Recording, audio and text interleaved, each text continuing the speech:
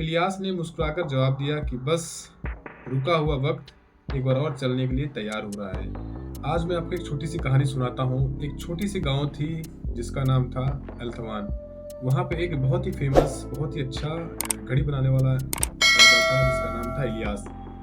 यार वो इतने माहिर था अपने काम पे कि उसके यहाँ कोई भी घड़ी आ जाए वो उसे रिपेयर करके दे देता था। उसके दुकान पे जाने के बाद ऐसा दिखता था, लगता है चारों तरफ घड़ियां ही घड़ियां नजर आती थी और चारों की चारों तरफ सिर्फ चलती हुई घड़ियां नजर आती थी। कहीं पे भी बिगड़ी हुई घड़ियां आपको नहीं दिखेगी। लोग उनके पास अपनी बिगड़ी हुई घड़ी बनवाने आते थे या फिर कुछ नए लेने आते थे। इलियास का समय का मतलब था कि स्टडी और रिलायबल। हमेशा कहते थे कि समय एक नदी की तरह है जो हमेशा शांत रहने वाली।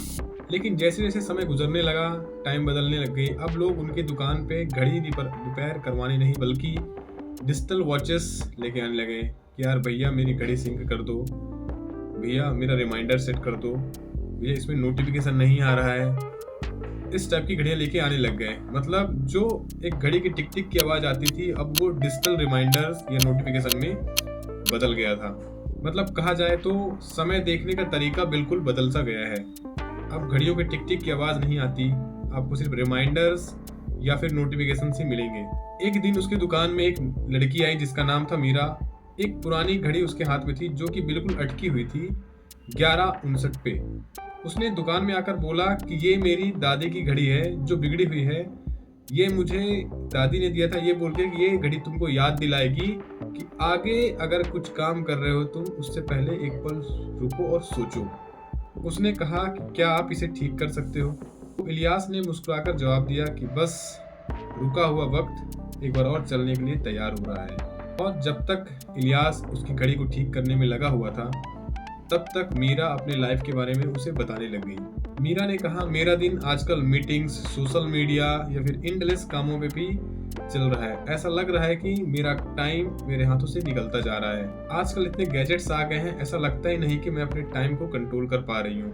तब इलियास ने कहा कि यार टेक्नोलॉजी आजकल क्या है, समय को सिर्फ नापना सिखाती है, समय को जीना नहीं। तुम्हारी दादी ने बिल्कुल ठीक कहा था कि कभी कभी रुकना बहुत जरूरी होता है और उस समय को सुनना बहुत अच्छा लगता है, जैसे कि जो टिक टिक के बीच में आती है जो आजकल बिल्कुल भी नहीं आती।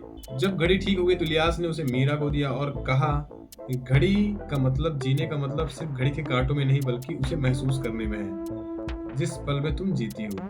और जैसे ही मीरा वहां से गई उसने वो घर पहुंचने के बाद अपनी घड़ी को जो थी उसने बेड साइड के टेबल पे रख दिया और पूरी रात उसने सोचना स्टार्ट किया और शांति से महसूस किया कि यार सच में कभी कभी रुकना बहुत ज़्यादा ज़रूरी होता है।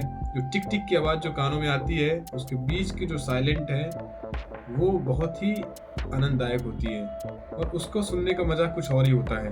और इलियास अपने काम में लगा रहा और उसके लिए जीने का सिर्फ एक ही मायने था, चाहे दुनिया कितनी तेज क्यों ना हो, भले ही घड़ी एक टाइम नापने का जरिया हो, लेकिन जीने का मकसद तो एक ही है, वो है एक पल को पूरी तरह जीना। तो दोस्तों ये कहानी हमें बताती है कि समय को सिर्फ नापिए नहीं, उसे महसूस कीजिए। टाइम का सही यूटिलाइजेशन कीजिए। समय आज है, कल बदल जाएगा।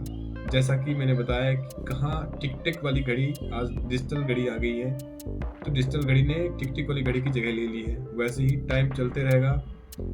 टाइम जैसा कि बताया उसने, इलियास ने कहा कि टाइम जो है एक नदी की तरह है जो शांत और अकेली बहती रहती है। इसलिए ज़्यादा मत सोचिए, जो पल आपको मिला है उसे एंजॉय कीजिए, खुश रहिए। Thank you.